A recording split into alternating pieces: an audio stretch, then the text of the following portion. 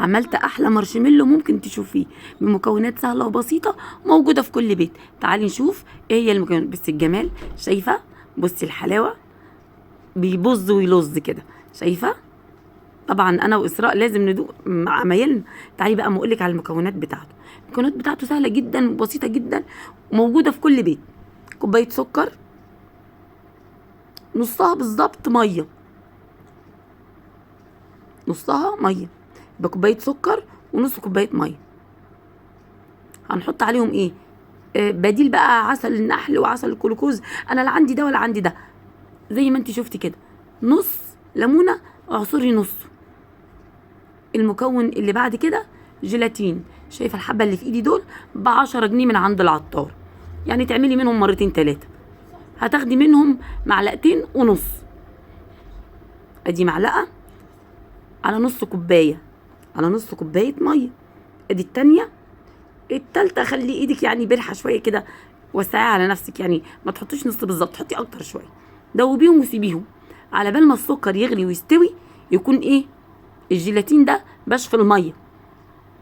تعالي نقلب كده السكر بتاعنا.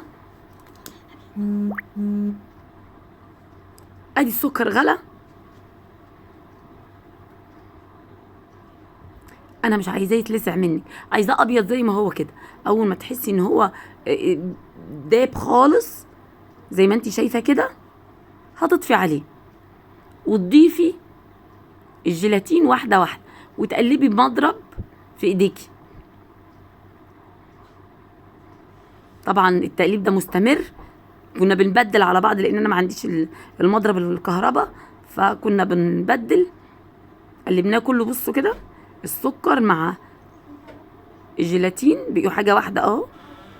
هنضيف بقى فانيليا سايله ماشي، بودره ماشي، زي ما انت عايزه، وهتفضلي تقلبي برضو. احنا هنا كنا تعبنا بصراحه، فمن كتر التقليب كنا بنبدل مع بعض، والاخر خالص لقينا انه ممكن عادي يتضرب في الخلاط، ما فيهوش مشكله. بس بعد طبعا ما قلبنا كتير لحد لما وصلنا للدرجه دي. طبعا ده اللي انا بحطه الاحمر ده اللون اختياري بقى، حطي اللون اللي يعجبك، احمر اصفر اخضر، يعني حطينا احمر عشان احنا عايزين اللون البينك. بصي كده، قلب قلب قلب قلب لحد لما توصلي للون البينك اللي انت عايزاه. في نفس الوقت انت بتجيبي علبه او اي حاجه كده تكون غويطه، وبتجيبيه وبتدهنيها زيت. انا دهنتها زيت، بس قبل ما ادهن الاناء نفسه انا حطيت كيس التلاجة ودهنتها زيت عشان انزل فيها الخليط ده. انا عملت لونين في بعض، عملت الابيض في البينك. تقدري تعملي اللون اللي يعجبك، اللون اللي انت عايزاه، اللون اللي اختاروه ولادك، بالطعم طبعا اللي انت عايزاه. كده انا خلاص افضي بقى عليه اللون الابيض.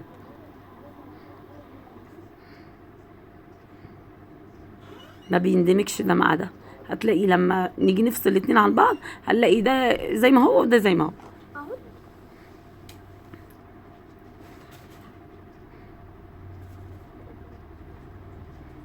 متعة كده وانتي بتعملي. بجد المارشميلو من الحاجات السهلة جدا الجميلة جدا اللي الولاد بيفرحوا بيها قوي.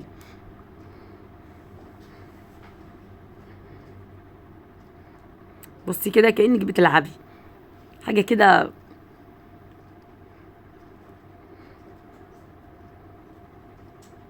نص ساعة بالظبط في التلاجة، ما تسيبيهوش اكتر من نص ساعة. وتعالي نشوف بقى اللي هيطلع شكله ايه. انا كده جبت النشا، لازم ترش عليه نشا. ليه بقى؟ عشان هتلاقيه بيلزق، مجرد ما تحطي ايدك عليه هتلاقيه بيلزق. احنا مش عايزينه يلزق ولا اي حاجه. بصي كده، احنا طلعناه من التلاجة بعد ما سيبناه نص ساعه. تعالي بقى نقلبه كده مع بعض ونشوف هيبقى عامل ازاي. يلا نطلعه كده بالراحه.